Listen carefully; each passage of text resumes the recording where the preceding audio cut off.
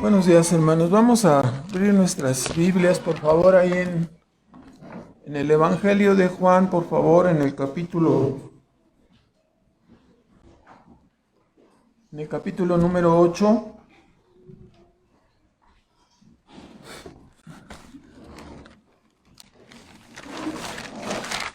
Vamos a continuar nuestros estudios en este pasaje. Vamos a encomendarnos a Dios, por favor, en oración. Nuestro Padre Celestial, una vez más, agradecemos que podemos alabar y exaltar tu nombre. Y te rogamos ahora, Padre, que nos guíes en este tiempo para que tu palabra sea como un cincel que moldee nuestras almas, que nos conduzcas a la convicción, a la visión de nuestra propia condición tan necesitada de tu gracia y de tu favor, de tu amor. Pedimos, Padre, que sea exaltado tu nombre y que sea bendecida tu causa y que tú, Señor, nos ayudes para seguir conformándonos a la imagen de tu Hijo, Señor. Te damos las gracias por la bendición de poder estar aquí y una vez más te bendecimos en Cristo Jesús. Amén. Bueno, entonces estamos en este capítulo 8 del Evangelio de Juan. La semana anterior comentábamos que al final de la fiesta de los tabernáculos, Jesús se levantó y dio aquella declaración de 7:37, ¿no? Si alguno tiene sed, venga a mí y beba, y el que cree en mí, como dice la Escritura, ríos de agua viva correrán de su vientre. Comentábamos que era una fecha muy especial para ellos, pues se conmemoraba, ¿no?, en la fiesta de los tabernáculos, que el Señor les había guiado en el desierto, que el Señor les había provisto de agua, de la roca, que les había provisto el maná. Y en esa misma fecha el profeta Ageo había hablado, ¿no?, cuando estaba el templo destruido, había hablado de que el Señor levantaría un templo más glorioso y pues nadie podía imaginar lo que sucedería, ¿no? La venida de Cristo significó el cumplimiento, ¿no?, el deseado de las naciones. Y así en ese mismo aniversario Jesús dio estas palabras de el que tenga sed venga a mí y beba, ¿no? Ese día Dios había prometido a través de Zacarías que Él en ese día les daría aguas vivas, ¿no? Las esperadas aguas vivas, las esperadas aguas que saciarían sus almas, por fin llegaron. Y era Cristo mismo, el deseado de las naciones. Así se cumplía, trayendo el reino inconmovible, ¿no? Ya se terminaron las sombras y figuras y el Señor traía ese reino inconmovible. Vimos el significado de la sed, la convicción de pecado, ¿no? Y el remedio propuesto, que era Cristo, venir a Él, creer en Él, confiar en Él, y cómo los creyentes recibiríamos el Espíritu Santo, que vendría a ser como una fuente que no solamente sería bendición para nosotros, sino para las demás personas que nos rodearan, ¿no? Porque compartiríamos esa verdad, esa bendición. Y bueno, otras cosas más, ahí está el estudio, ustedes pueden repasarlo personalmente. No, vamos a comenzar entonces en el capítulo 8, en el versículo 1, y vamos a verlo en tres secciones, como está el pasaje del capítulo 8, versículo 1 al 30, la primera sección del 1 al 11, hablando de la mujer que fue sorprendida en el acto mismo del adulterio. Entonces, nos comienza diciéndonos que Jesús no tenía casa, por lo tanto, se fue ese día, ¿no?, al monte de las Olivas, y regresó al día siguiente para enseñar. Se juntó mucha gente, se juntó mucho pueblo para escucharlo. Y así cuando estaba toda la multitud, toda la gente, entonces fue la oportunidad, ¿no? Los escribas y fariseos dijeron, aquí es donde vamos a tentarlo, aquí es donde vamos a probarlo, y le trajeron a una mujer culpable del adulterio. Lo que se sobreentiende en este pasaje, que por cierto fue añadido alrededor, ¿no? En el Evangelio de Juan, alrededor del siglo XII, ¿no? Una añadidura tardía aquí en las Escrituras. Muchos han criticado la añadidura de este pasaje. Nosotros no vamos a meternos en ese tema, solamente vamos a comentar, ¿no? Fue añadido y ahí lo tenemos como parte del texto recibido. Entonces, la mujer fue sorprendida, así se entiende, infraganti, ¿no? Y por supuesto, el propósito de los escribas y fariseos, una frase muy hecha para hablar de estos enemigos de Dios, de Cristo, que no querían recibir la verdad. El propósito de ellos no era tanto su celo por decir, esta mujer violentó la ley de Dios, el séptimo mandamiento, y desgarraron sus vestiduras porque estarían tan identificados con Dios que les dolía el pecado contra Dios, ¿no? Pero no era ese el punto. El punto era que no era celo por Dios, sino nos dice el versículo 6 que esto decían para probarle, para tentarle. La idea de ellos era sorprenderlo en alguna falla en su respuesta, en alguna equivocación. A lo mejor hasta pensaban que no se sabía el libro de Deuteronomio, ¿no? Que es donde está la reglamentación de todas estas cosas. Ellos querían llamar la atención, entonces llegaron y pusieron a la mujer ahí enfrente. No, aquí está esta mujer. No la imaginamos, ni no la imaginamos mejor, ¿no? ¿Para qué nos la imaginamos? ¿No? Allí la pusieron en medio, ¿no? Estaba, dice en 8:20, que estaba en el lugar de las limosnas, en el lugar donde se hacen las ofrendas. Y ellos buscaban entonces ocasión para acusarle. Sin perder ahí Juan 8, vayan a Deuteronomio. En el capítulo 22... cuando la Escritura en algunos pasajes menciona la ley, ¿no? Conforme a la ley, se refería específicamente al Pentateuco, los primeros 5 libros del Antiguo Testamento, ¿no? Deuteronomio es el resumen o la repetición. Y aquí se nos señala 22. Había reglamentación especial aquí para las faltas como estas, que era la comisión del adulterio. Vean ustedes, dice, cuando se sorprendiere, 22, alguno echado con mujer casada con marido, entrambos morirán. El hombre que se acostó con la mujer y la mujer. Así quitarás el mal de Israel, ¿no? Mucha gente olvida toda esta idea de que el castigo, ¿no? La pena de muerte, o en este caso por lapidación, por apedreamiento, le parece al hombre espantoso, ¿no? Pero dice, así quitarás el mal. Cuando decimos, ¿por qué no se quita el mal de nuestro mundo? ¿Por qué las ciudades no avanzan? ¿Por qué seguimos igual y los hombres van de mal en peor? Pues porque no se castiga el pecado, ¿verdad? Porque no hay sanción para el pecado.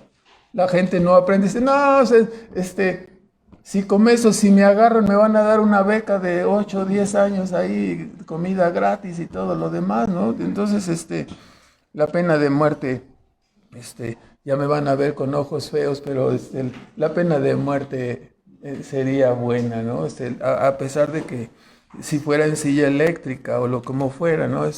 Claro, nos la pintan en una película como que se descompone y se rompe ahí y está sufriendo la persona, ¿no? Hermanos, es permitido por Dios, ¿no? Pero regresamos a nuestro punto. Aquí dice, si se sorprende a la mujer casada. Ahora dices, 23, cuando fuere una moza virgen desposada con alguno, una mujer comprometida con alguno, y alguno la hallar en la ciudad, ojo aquí, en la ciudad, ¿sí? Y se echare con ella, entonces los sacaréis, ¿a quién? A los dos, dice, a ambos, a la puerta de aquella ciudad, y los apedrearéis con piedras y morirán. La moza, porque no dio voces en la ciudad. Ojo que es muy distinto que agarraran el asunto en la ciudad, porque entonces ¡ay! Y los gritos despertarían al vecino o al que fuera y alguien le podría auxiliar, ¿no? Pero dice, si fue en el campo, sigue la reglamentación, si fue en el campo, entonces los agarran, al que matarían es solamente al varón, ¿sí? Porque en el campo iba a gritar y si ya está atrás de los nopales, quién sabía por dónde, y nadie le escucharía para ayudarle, ¿verdad? Entonces el maleante se consideraba solamente el varón y sería muerto, ¿no? Entonces el 25 es lo que señala eso: si el hombre halló una moza desposada en el campo y él agarrar y se echarle con ella, morirá solo el hombre que con ella se haya echado, ¿no? Entonces así lo vemos, tanto la mujer casada como la soltera comprometida en la ciudad, la ley decía que habían de ser lapidados, ¿verdad? Apedreados. Si es en el campo, solo el abusador, pero no la moza. Entonces, aquí la primera pregunta que nos hacemos, ¿no? Trajeron a la mujer y la pusieron en medio. ¿Y el otro? ¿Dónde quedó, verdad? Entonces es una buena pregunta ahí, que se las dejo de tarea. Entonces, obviamente ahí algo estaba mal, ¿verdad? Algo estaba mal. ¿Quién sabe? Ya podemos suponer lo que usted quiera suponer, ¿no? Si era una persona que, así como cuando la autoridad detiene a alguna persona y se da cuenta, ¿no? Homicidios muy famosos aquí en Querétaro han sido perpetrados por la propia autoridad, ¿no? Cuando ven el apellido, el nombre de la persona, la identificación, entonces dicen, no, se escapó, ¿verdad? Entonces, quién sabe si haya sido algún influyente aquí que no apareció por ningún lado, sacó su tarjeta Gold Card y dijo, yo ya me voy, ¿no? Y lo dejaron ir las autoridades. Solamente lo llevaron entonces para tentarlo. Vea también en Deuteronomio 17. Es necesario ver esta parte. En Deuteronomio 17,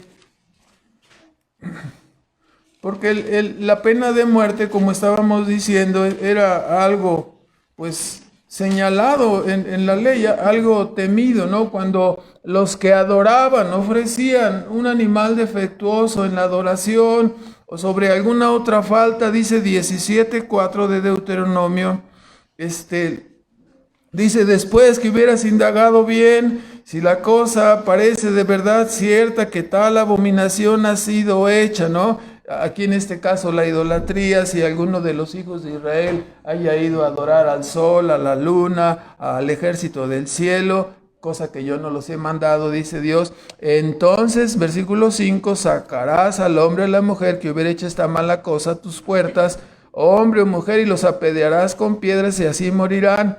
El punto que vemos aquí, por dicho de 2 testigos o 3 testigos morirá el que hubiere de morir, no morirá por el dicho de un solo testigo.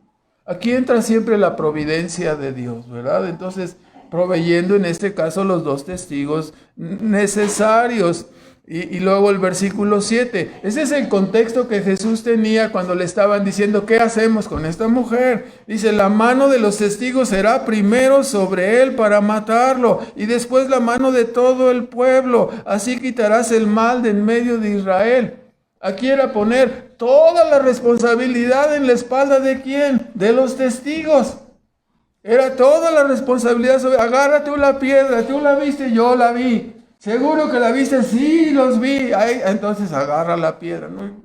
Y empezaba. Él comenzaba, los testigos comenzaban. 19:15 de Deuteronomio completa el asunto, recordándonos otra vez, no valdrá un testigo contra ninguno, no solamente en adorar a dioses ajenos, no solamente en el caso del adulterio o la fornicación, pero dice, no valdrá un testigo contra ninguno en cualquier delito o en cualquier pecado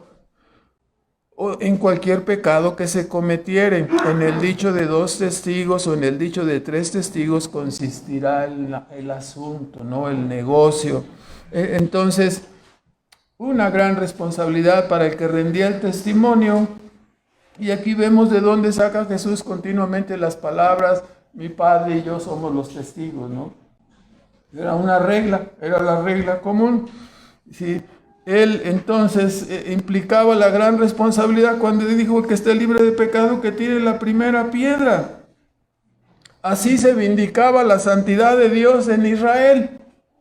Era algo importante. Dios era exaltado, elevado y tenía que ser magnificado. No se podía ofender a Dios nada más así y irte con tus manos cruzadas y nadie dijo nada, no se supo nada. No, era algo terrible.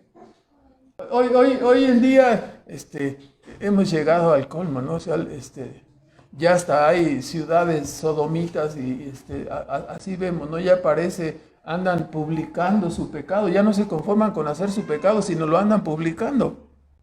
Cosa horrible, ¿no? La santidad de Dios no les importa. Bueno, Israel en este caso era mandado así, y así se vindicaba la santidad de Israel, ¿no? Una lapidación para los ofensores. Los testigos, Deuteronomio 19, versículo 18. Ojo aquí, porque entonces decir, oye, ¿qué te parece si acusamos a fulano? ¡Órale! Entonces ahí van a acusar, así si podrían, no dice, 19, 18, se investigará, ¿no? Dice, los testigos que acusen falsamente, vean el versículo 18, 19, 18. Los jueces inquirirán bien, y si pareciere ser aquel testigo falso que testificó falsamente contra su hermano, haréis a él como él pensó hacer a su hermano, y quitarás el mal de en medio de ti. Y los que quedaren oirán y temerán, y no volverán más a hacer una mala cosa como esta en medio de ti. Y no perdonarás, la ley del talión, ¿no? Vida por vida, ojo por ojo, diente por diente. No, ya no lo perdonarás, no tendrás compasión, ejecutarás la sentencia. Ha ofendido al Altísimo, al Todopoderoso, ¿no? ¿Cuál es el pago por el pecado, no? En el Nuevo Testamento la ley sigue vigente, ¿no? ¿Qué dice? La muerte. Entonces, ustedes pueden darse cuenta, ¿no? Se haría como ellos pensaron contra su hermano. O sea, ser un testigo era un asunto muy crucial, ¿no? Si no eras testigo, o si no lo viste bien, yo creo que mejor te hacías a un ladito, ¿verdad? Era mucha responsabilidad. Jesús, mientras ocurrían todas estas cosas y pasaban por la mente de ellos, estaba pintando con su dedo, ¿sí?, en el piso, en la tierra. Jesús parecía como no hacerles caso, mientras así pasaba su dedo en la tierra. Y se ha especulado mucho qué estaría escribiendo. Hay un montón de teorías. Si estaba escribiendo el nombre de los opositores, si estaba escribiendo el nombre y el pecado de los opositores que estaba ahí y los estaba señalando. No lo sabemos. No dice aquí cómo que estaba escribiendo. Ya ve que de repente cuando estamos ahí con una varita ahí, estamos escribiendo, ¿qué está escribiendo? Nada. A lo mejor estaba dibujando ahí o pintando el nombre de alguien, ¿verdad? Entonces lo borraba para que nadie se diera cuenta, ¿no? Y estoy hablando de la secundaria o de la prepa, ¿sí? ¿No? Entonces, ya le borraban.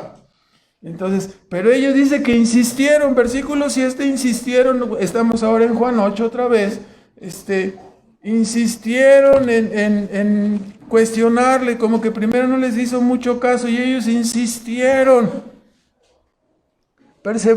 Como ellos perseverasen preguntándole, entonces enderezó y suelta la piedrota, no la roca. El que de vosotros esté sin pecado, arroje contra ella la primera piedra. ¿Sí? La afirmación de Cristo en este versículo implica, ¿no?, la indagatoria del omnisciente que descalificaba a los acusadores.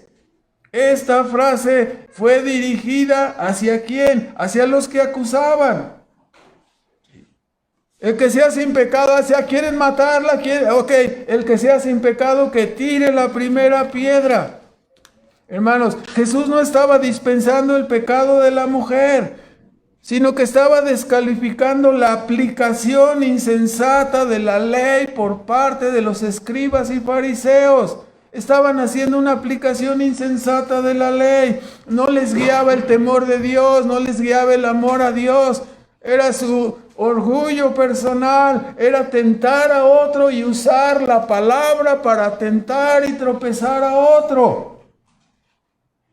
Las palabras del versículo 9 nos muestran, ¿no? Oyendo ellos redarguidos, no confrontados de la conciencia, dice, confrontados de la conciencia, se fueron saliendo, comenzando desde los más viejos hasta los más jóvenes, ¿no? Muchos se preguntan, bueno, ¿y por qué salieron primero los más viejos? Bueno, el camino recorrido, ¿quién tendrá más pecados? El que tiene 15 años, el que tiene 40, 80.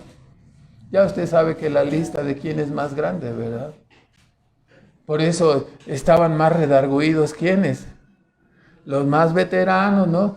Los de pelo blanco, así ya rápido se escaparon, ¿no? ¿Quién sabe cómo traerían como 4 tomos ahí, de 2000 páginas cada uno, ¿no? Entonces,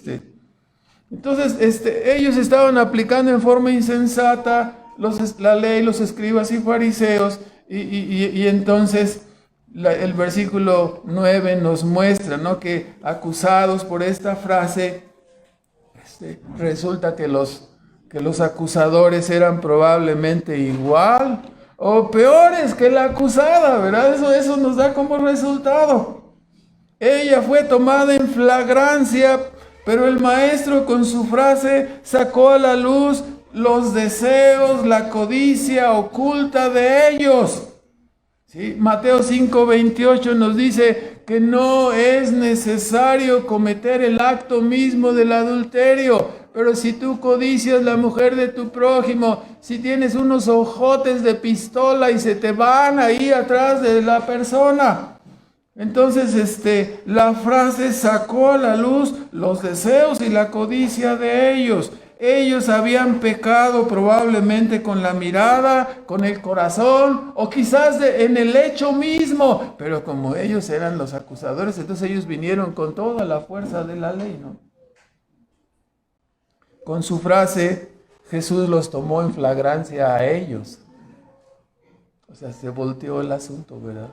La frase y la aplicación de esta frase por el Dios Todopoderoso, Omnisciente, trajo el pecado de ellos a sus mentes, ¿no? Y así los colocó con esta frase en flagrancia a ellos mismos. Entonces, como sabemos, este pasaje obviamente nos muestra que tenemos una conciencia, ¿sí?, que ayudada por la ley de Dios hace juicios en nuestra mente, acusándonos, dice Pablo, o excusándonos. ¿Sí? Romanos 2, 14, 15, 16, ¿no? Entonces, ahí nos dice que la ley ha sido puesta en cada uno de nosotros y la conciencia es ese elemento que usando la ley que está grabada dentro de nosotros, de todos los seres humanos, apaches o de los del Amazonas, del África, de donde usted quiera, todos tenemos la ley de Dios grabada en nuestras mentes, derruida un poco por la entrada del pecado, pero todavía da testimonio y la conciencia nuestra la usa para hacer juicios, para escudarnos y decir, no, tú no cometiste nada, o para decir, tú fuiste, y algunos cuando la conciencia dice, tú fuiste, tú eres el malandro, tú eres el malvado, y entonces agarran el palo de la piñata y le pegan a la conciencia, ¿no? Para que se calle, para que se apague. Personas se han suicidado, ¿no? Por el redargüimiento de la conciencia. Entonces, el juicio de la conciencia de los acusadores no les resultó favorable ni a los viejos ni a los jóvenes. Como dijeran hoy los muchachones, ¿no? De menos de 20, llegaron muy picudos y salieron con la cola entre las patas, ¿no? Entonces, Dios despertó sus conciencias y nadie se sintió libre para aventar la primera piedra. ¿Sí? Aquí la tomamos infragante y después que fueron confrontados y Dios los puso a ellos en flagrancia, entonces se quedaron paralizados.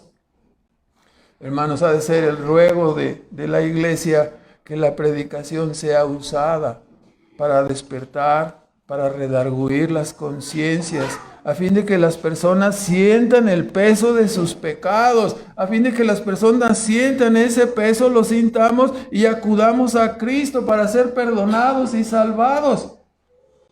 ¿Sí? Que no huyamos de Cristo, no como esos escribas y fariseos y el pueblo se fueron.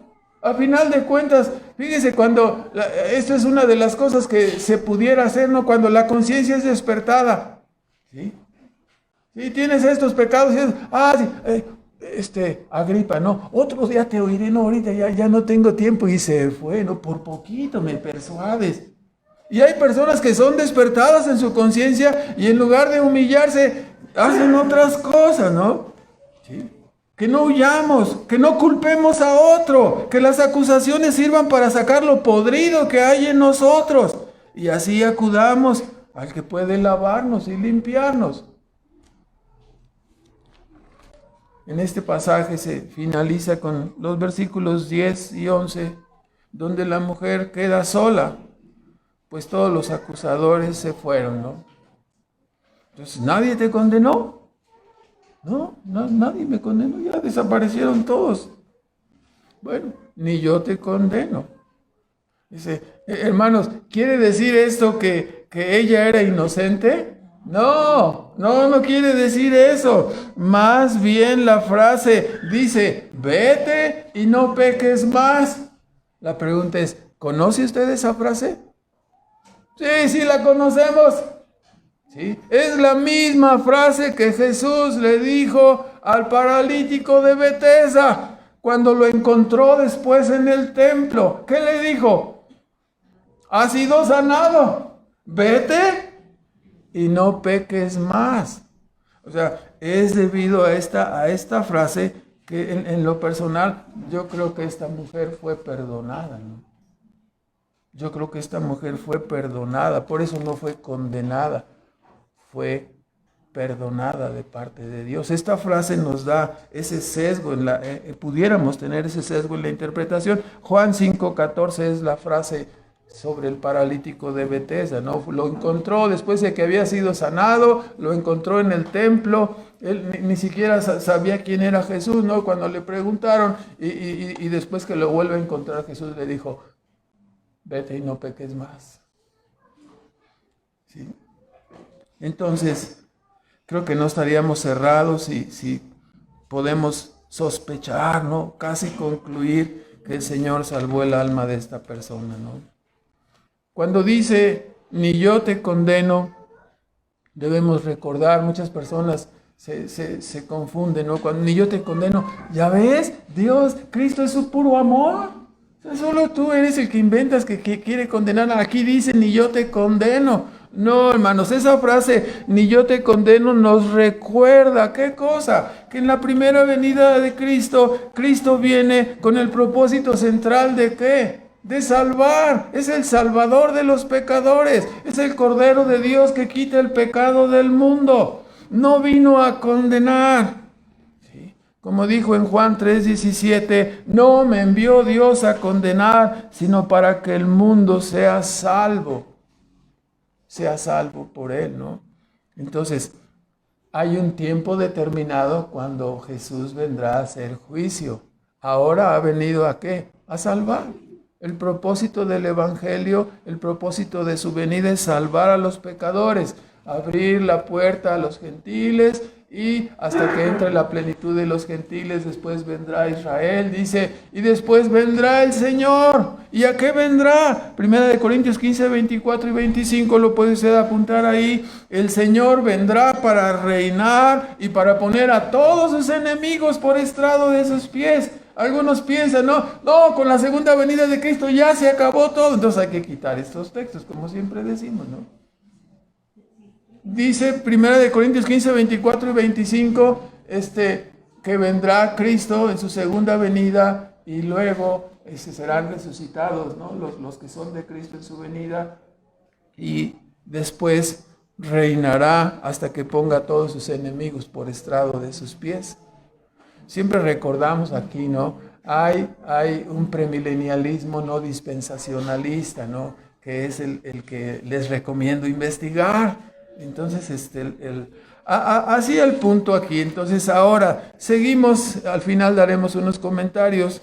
Ahorita seguimos a nuestro segundo punto, la declaración del versículo 12 al 20 del capítulo 8 de Juan. Es el siguiente párrafo donde Jesús vuelve a señalar algo que él ya había dicho, ¿sí? Que él ya había dicho, ¿no? Declara: yo soy la luz del mundo. Obviamente no solamente la luz y la verdad para el pueblo judío como estaban acostumbrados en el Antiguo Testamento, sino la luz para toda clase de personas, para todos los países. ¿Sí? Cuando el diablo, a través de la religión común establecida, especialmente en Latinoamérica, nos dice: no, nos quieren quitar nuestras tradiciones, nos quieren quitar nuestra idolatría. Eso es lo que Dios nos ha... No, Dios no les ha dado eso, ¿no? Dice: ¿qué tiene que ver? Ese es el Dios nada más de los gringos, dice, ¿no? Así. Pero no. Sí, envueltos en una bandera de nacionalismo, pretenden defender la idolatría, ¿no? Cuando aquí nos dice que Cristo, ¿qué dice? Yo soy la luz, ¿de qué? Del mundo. Es la luz y la salvación y la verdad para personas de todas las naciones. Eso es lo que quiere decir la palabra mundo en la mayor parte de ocasiones que aparece en el Nuevo Testamento. No quiere decir todos y cada uno de los seres humanos. Quiere decir personas no judías, no gentiles, el mundo. Así el asunto. Entonces, dice literalmente en el versículo 9 del capítulo 1 de Juan: aquella luz verdadera que alumbra a todo hombre venía a este mundo, ¿no? Yo soy la luz, dijo Cristo, la luz verdadera, ¿sí? En el principio era el Verbo, y el Verbo estaba con Dios, y el Verbo era Dios, y Él creó todas las cosas, y la vida estaba en Él, y todo el conocimiento, y Él era la luz de los hombres, y los hombres rechazaron la luz, prefirieron las tinieblas. Vuelve a repetir esta frase, ¿no? Es un elemento que prevalece en el Evangelio de Juan, que Cristo es la luz. Esta declaración implica que el mundo, nuestro mundo, es un mundo caído, está sumido en las tinieblas. Cuando viene la verdad, cuando viene del piso de arriba, yo soy de arriba, viene a este mundo, entonces la luz, la verdad aparece en medio de este mundo, ¿no? Como siempre decimos, se nos apareció la luz, se nos apareció la verdad. No estamos solos, Dios vino, Cristo vino desde el cielo, enviado por el Padre. De esto se trata el cristianismo, de esto se trata la verdad declarada en el Nuevo Testamento. Dios no está silente, Dios ha hablado y sigue hablando a todas las naciones, a todas las épocas por medio de su palabra. El mundo está sumido en tinieblas y la Biblia significa la verdad. La Biblia significa el resplandor de la verdad. Una iglesia significa el testimonio de la verdad en medio de la sociedad, en medio de la familia, en medio de nuestro mundo. Esta declaración entonces implica que el mundo está hundido en tinieblas.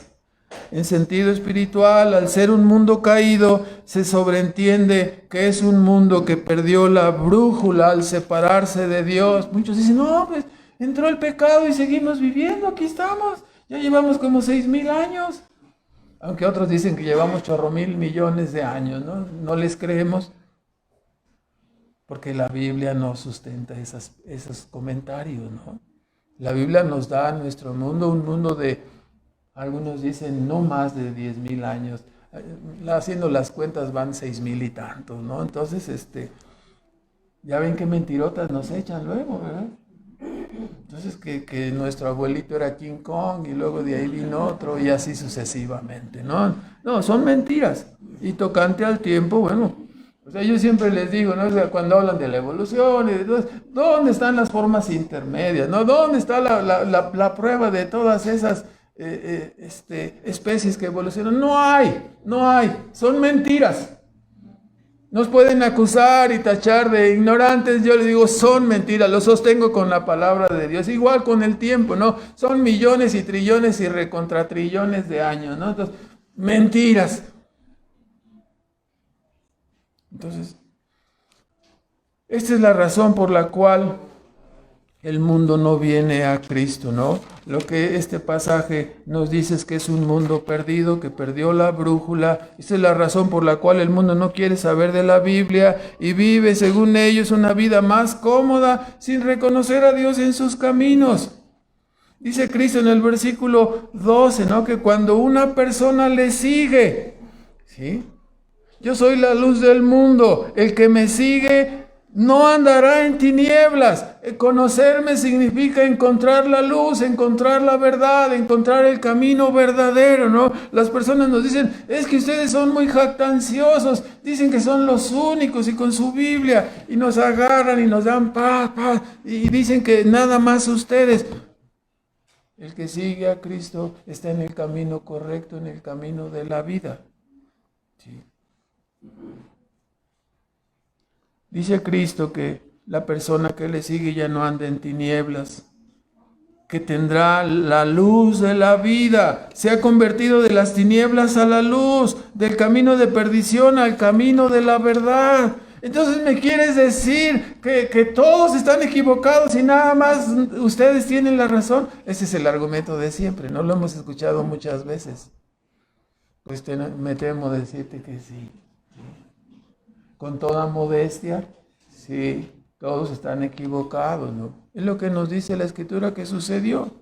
O sea, y esa es la razón por la cual nuestro mundo está loco como está, ¿no? Porque han perdido la brújula, han perdido el norte espiritual y ya no encuentran nada y cada quien hace lo que se le antoja y le hicieron caso al diablo, como siempre decimos, ¿no? Agarraron el camino fácil, seréis como dioses y ya se sienten como que así, como dioses.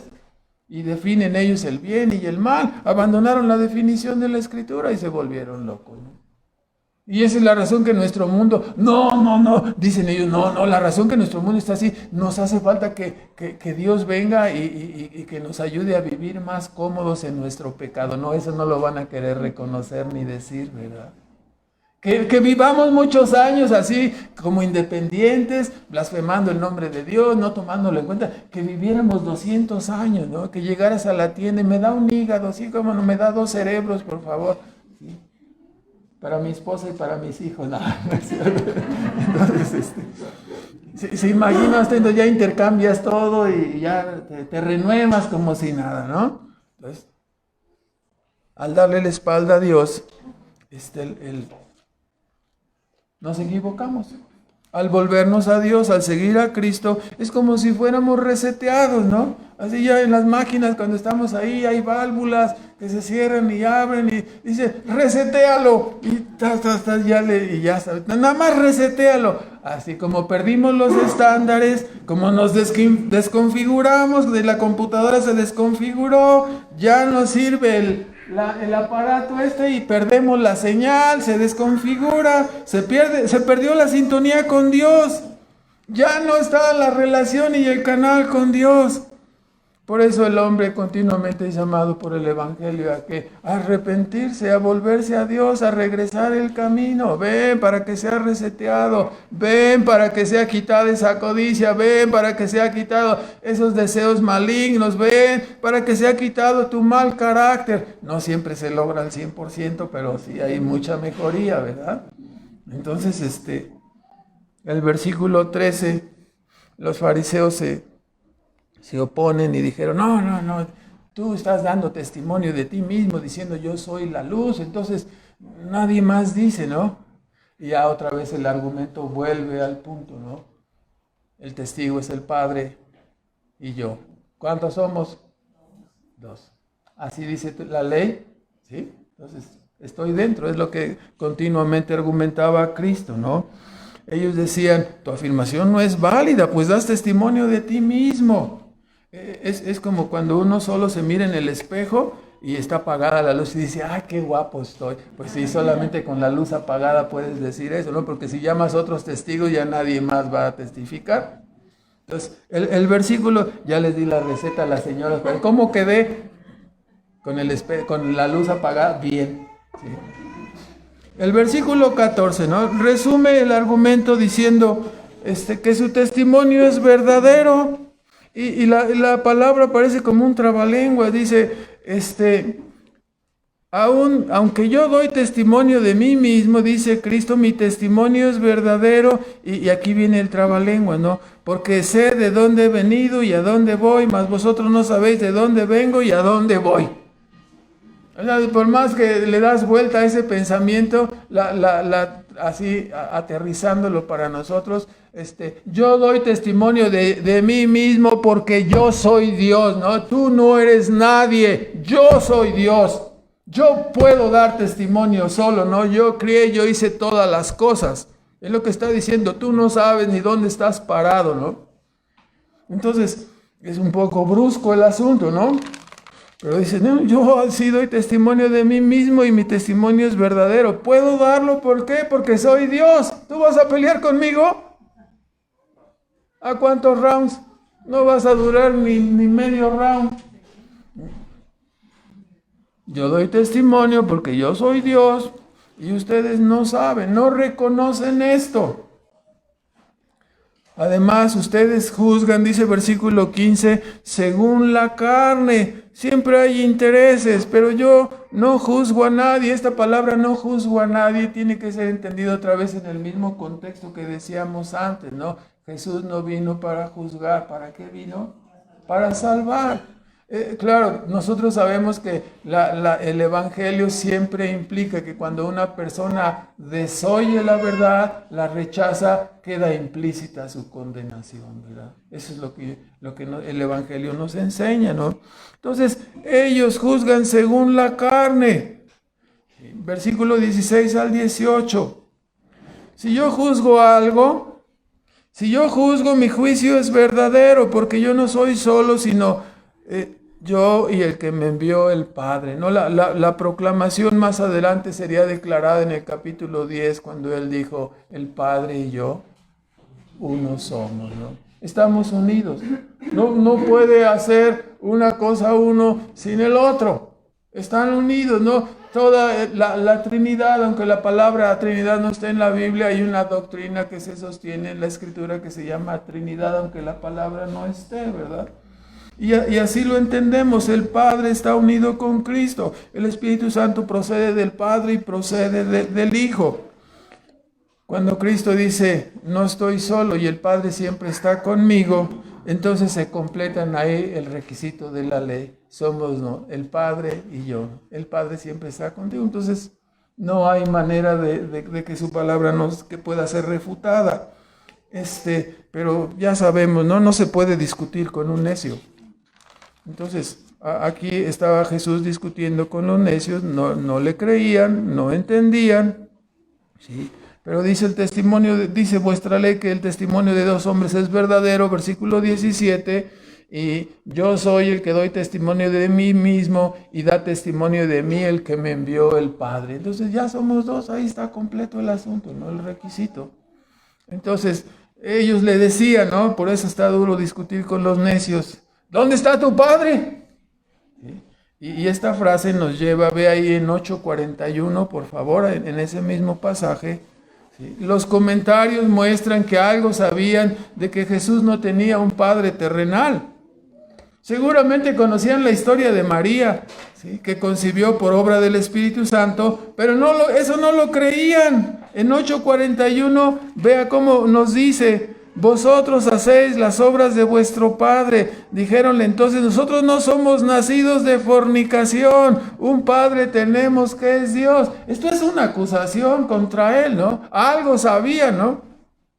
Y le estaban acusando, ¿no? De que él era hijo de fornicación, ¿sí? Cuando la realidad era que el Espíritu Santo, que María concibió por obra del Espíritu Santo, pero ellos no lo creían, ¿no? Entonces, como sabemos, cuando menos aquí tenemos señalado en el Evangelio, el testimonio del Padre, ¿no? Cuando fue Jesús bautizado, ¿qué se oyó en el cielo, no? Este es mi Hijo amado en el cual tengo complacencia, ¿no? Juan el Bautista dijo, yo fui enviado a predicar, y el que me envió a predicar, que es Dios, el Dios de los judíos en este caso, él me dijo, sobre el que vieres descender el Espíritu Santo como una paloma, ese es el Mesías, ¿no?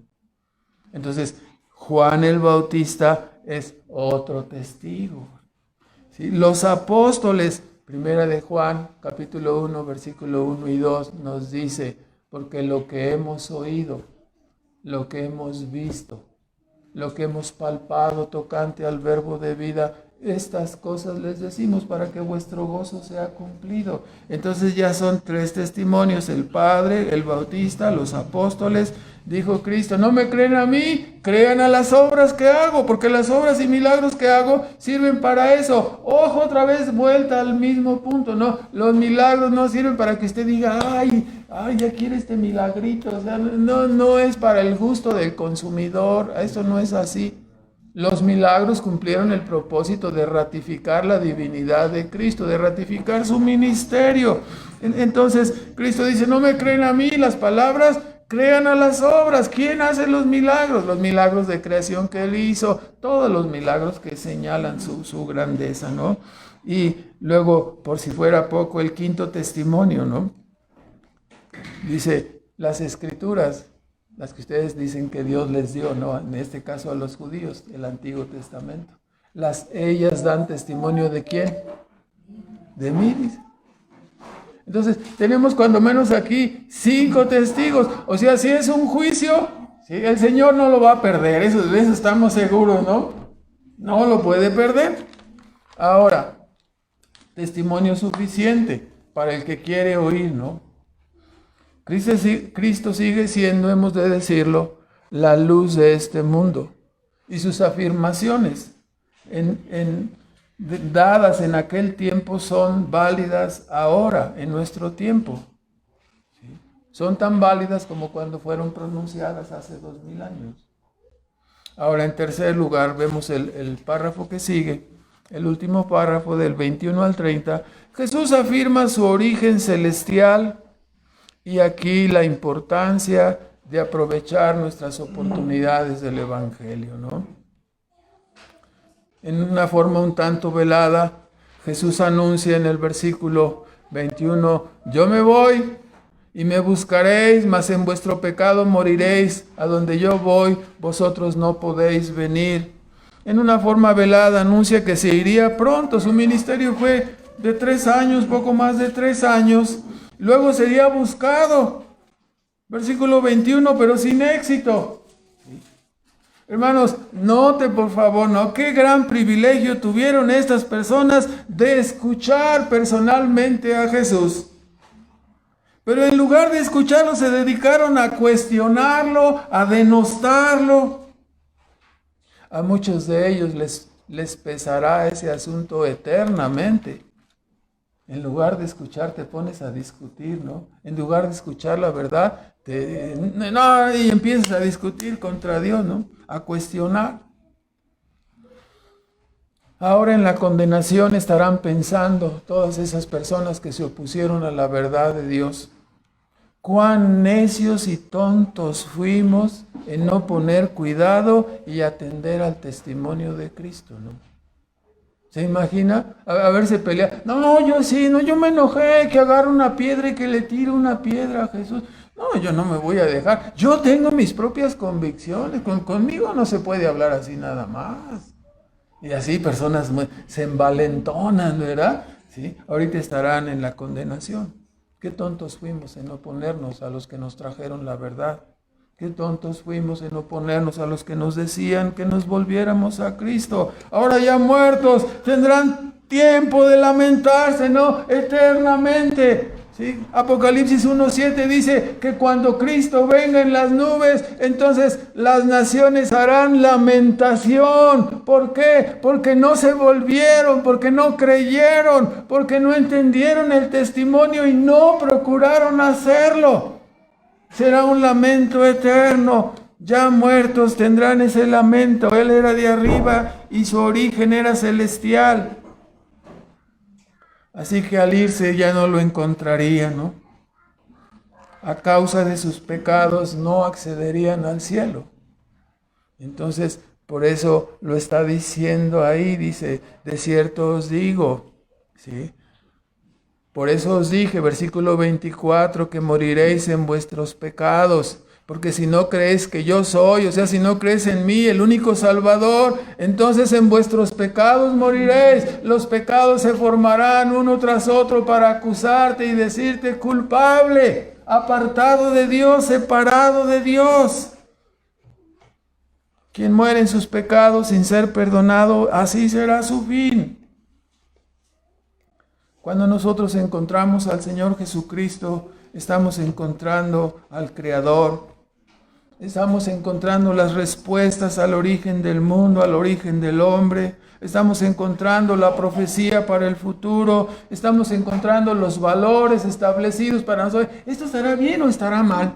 Siempre me acuerdo de esa señora, ¿no? En la primaria, uno de sus hijos ya andaba cerca de la hierba de ese color verde oscuro, que ahora es tan famosa y antes era más, ¿no? Entonces llegó a preguntarle al director de la escuela si sería malo que su hijo fuera adicto a ese material de color verde oscuro. No estábamos hablando de militar, estábamos hablando de una plantita que usted conoce, ¿verdad? Entonces, sí, tú dices, bueno, por eso estoy diciendo, no volver a Cristo es volver a los valores, ¿sí? Hay valores, hay reglas absolutas establecidas, hay un juicio. Si perdemos eso, perdemos el norte de la vida. Ya no sabemos cómo vivir, ya no sabemos si eso está bien o está mal. Cuando vienes a Cristo encuentras la verdad, encuentras los valores correctos, las definiciones, el propósito de vida. Hay por ahí un eslogan muy famoso que pegan en la defensa de sus carros, ¿no? Cristo es la respuesta, Él es la respuesta, ¿no? Viniendo a la verdad encontramos esta respuesta. Y si no lo crees, entonces la sentencia está dada, ¿no? En tus pecados moriréis. Y entonces, en lugar de decir, híjole, no, sí hay que creer, hay que indagar, hay que buscar, hay que estudiar. Versículo 25, ¿y tú quién eres? Esa fue la respuesta, ¿no? ¿Y qué tú quién eres? ¿A poco tú eres muy santo? ¿A poco te crees muy? ¿A poco tú ya estás salvado? Pues sí, yo soy creyente en Cristo. Ay, sí, ¿y a poco crees que ya estás muy seguro? Sí, estamos seguros. ¿Sí? ¿Tú quién eres? Le dijeron, ¿no? Llevamos 8 capítulos escuchando quién es Él.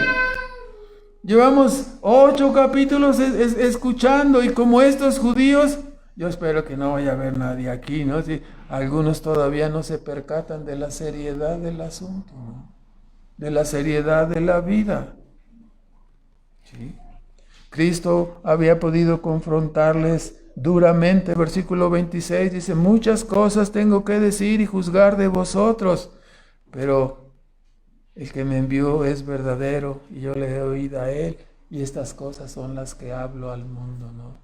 O sea, yo podía tomarte, ¿no? Como Dios omnisciente y decirte, mira, a ver, cuando tú naciste comenzaste a hacer estos pecados y recorrer día tras día de tu vida diciéndote todo lo que hiciste mal, sacando en tu conciencia. Podía haber tomado a cada uno personalmente, pero no lo hizo. No vino a condenar, dice, no vengo a juzgar. Cristo vino para mostrar o demostrar el amor eterno, infinito del Padre, ¿no? Siempre decimos, ¿no? Cuando estamos en nuestras lecciones que estamos estudiando, ¿no? ¿Cómo mostrar un amor infinito? Y la única respuesta es viniendo Cristo del cielo a la tierra para salvar a los indignos, a los que están perdidos con una carga de pecados infinita. Así muestra Dios el amor infinito, su amor infinito, salvando a los indignos, salvando a los pecadores, pero no lo entendieron. Dice versículo 27, no entendieron que Él les hablaba del Padre, les hablaba la verdad. Y termina el pasaje, ¿no? Diciéndonos del versículo 28 al 30 que no entenderían el propósito redentor de Dios hasta que Cristo fuera crucificado, ¿no? Hasta que el Señor fuera levantado. Muchas personas no entendieron hasta que Cristo fue crucificado. En la cruz ocurrieron otra serie de señales que les ayudarían a los que debían ayudar, ¿no? Ahí en la cruz se consumaría el propósito redentor de juicio, de gloria eterna para Cristo. Y muchos se darían cuenta, como en el sermón de Pedro, Hechos 3:15, dijo, se dieron cuenta, ¿no? Dice, vosotros matasteis al autor de la vida. Imagínate qué acusación, ¿no? Muchos lloraron ahí compungidos y decían, no, sí, mataste al autor de la vida. Cristo vino y te habló y no le hiciste caso. Esta es la razón, ¿no? Cuando escuchamos el testimonio de la verdad, de la palabra de Dios, del Evangelio, ¿no? Y no le hacemos caso. Estas palabras nos saldrán al encuentro algún día. Mataste al autor de la vida. No, yo estaba ahí en Querétaro y yo asistía ahí en Calesa y escuchaba, pero no, nunca te vimos ahí. Yo estaba ahí en medio de ustedes y no me hiciste caso. Era yo el que te hablaba, no era ese pastor, no eran los hermanos que enseñan. Es Dios hablando a nuestros corazones. Cuando Cristo había resucitado al cojo, Pedro dijo, este está aquí por la obra de Cristo, ¿no? Por la resurrección de Cristo. ¿Sí? Y nosotros estamos predicando porque Cristo nos dio este mensaje. Y después de dar su exhortación, termina diciéndoles, ustedes mataron al autor de la vida, ¿no? Ahora nosotros estamos escuchando. ¿Qué iremos a hacer nosotros con lo que escuchamos? ¿Qué vamos a hacer? ¿Vamos a examinar nuestras vidas? ¿Vamos a echarle la culpa al predicador de nuestras vidas? ¿O por fin vamos a enderezarlas? ¿Por fin vamos a enderezar? ¿Por fin vamos a autoexaminarnos personalmente, ¿no? Para no echarle la culpa a nadie. O sea, todos tuvimos historias y circunstancias en nuestra vida, pero personalmente somos responsables delante de Dios, ¿no? Vamos a terminar con unos comentarios. En primer lugar, en la historia de la mujer adúltera,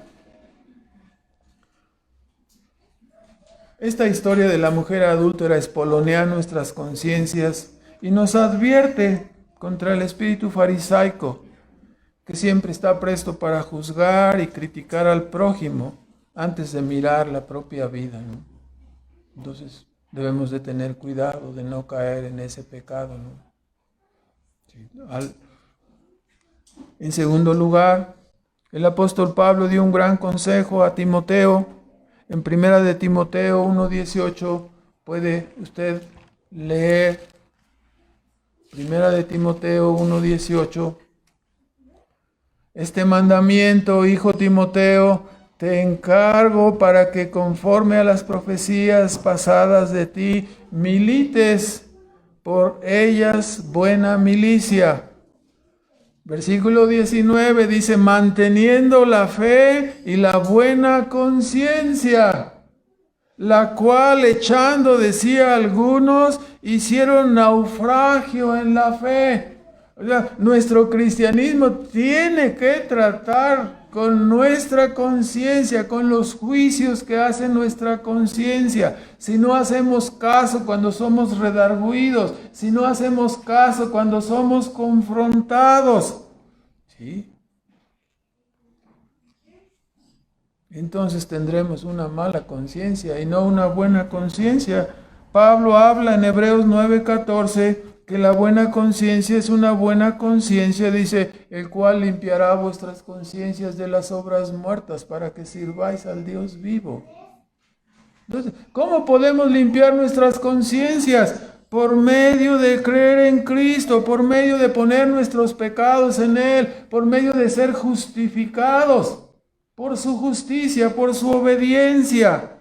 Esto nos dará una buena conciencia. La buena conciencia ya no necesita ser apaleada para que se calle. Ya no necesita ser engañada con alcohol, con droga, con tantas cosas que el hombre se engaña.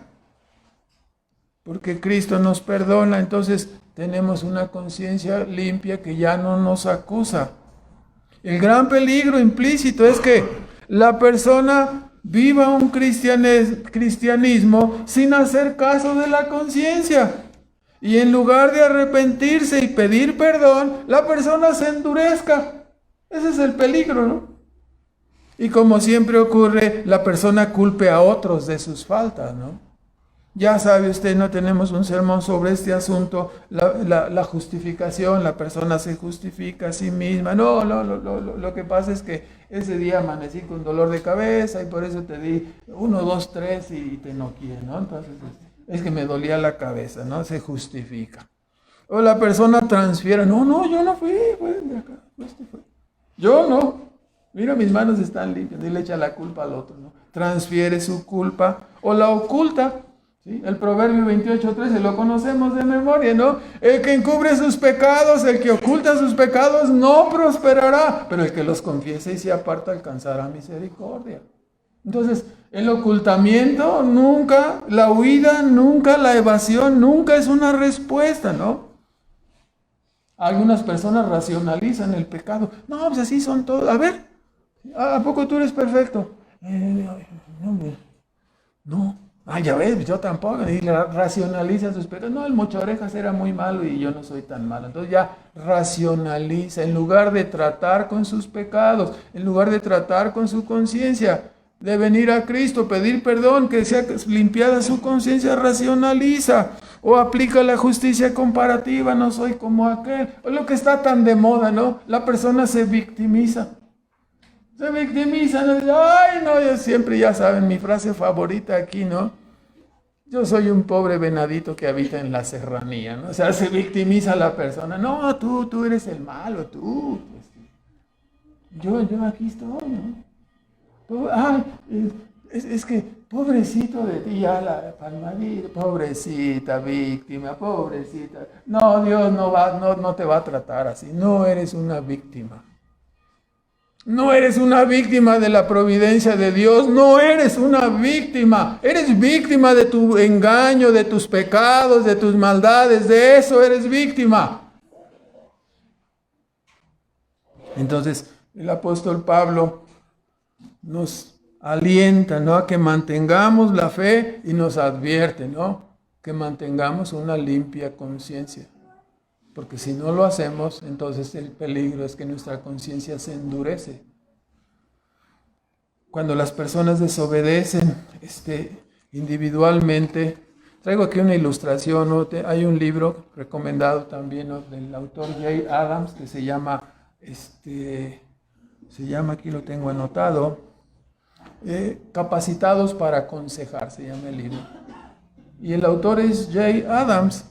Y él dice ahí, ¿no?, que como la sociedad norteamericana hace muchos años, usted se acuerda cuando asesinaron al presidente John F. Kennedy. Entonces lo asesinó este hombre, no sé qué, T. Oswald, ¿no? Entonces estábamos niños nosotros, ¿no?, cuando eso sucedió. Y este hombre escribe que los analistas y los investigadores, después de hablar con Oswald y después de hacer sus investigaciones y sus conclusiones sin Dios en la ecuación, la conclusión fue que la sociedad norteamericana orilló a Oswald a cometer el homicidio. Entonces, ¿quién es el culpable del homicidio? La sociedad norteamericana, ¿no? O sea, hermanos, por favor, no estamos locos. Así sucede, ¿no? Si yo viviera en otro país, sería diferente, ¿no? O sea, no, pero vivo aquí en México, está lleno de mexicanos, todos, pues sí, morenos, chaparros, sí, y luego peor si le van a la América, pues. Perdón, hermano, eso fue sin querer. Entonces, hermanos, no le podemos echar la culpa a los demás de nuestros pecados, ¿verdad? Los demás no son culpables de nuestros pecados. Nosotros somos culpables de nuestros pecados. No es la sociedad. Si lo aterrizamos aquí, no es la iglesia. No es la iglesia, somos nosotros. En tercer lugar, ¿no? La pequeña frase dicha a la mujer adúltera: vete y no peques más, no señala cuán equivocados están aquellos que piensan o toman el perdón de Cristo como una excusa para continuar en la desobediencia y el pecado, ¿no? Siempre el perdón verdadero de los pecados conducirá a una vida de obediencia y santidad, nunca a una vida irresponsable y descuidada, ¿no? La frase no es vete y sigue pecando, al cabo la gracia te salvó. No, esa es una modificación del diablo, ¿no?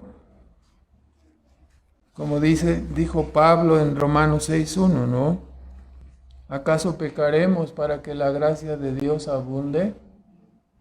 En ninguna manera, dice. Los que habéis muerto al pecado, ¿cómo viviréis todavía en él?